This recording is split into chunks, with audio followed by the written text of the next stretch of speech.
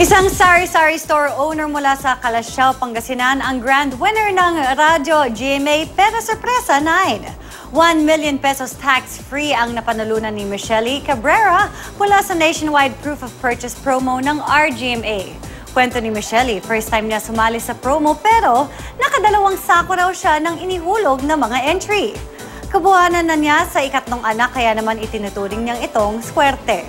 Present sa turnover ng check si Radio GMA President at 24 Oras anchor Mike Enriquez, kasamang iba pang GMA executives at partners ng Pera Sorpresa 9. Pag ganito, hindi lang yung mga nananalo ang natutuwa.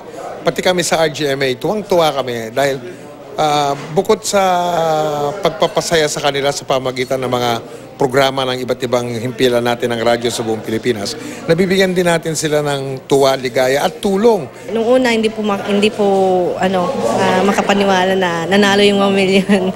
Bali, tuwang-tuwa. Ano gagawin ninyo sa inyong napanalo ng 1 million pesos? Para sa future ng mga bata po. Yun po, ibabang ko muna, sir.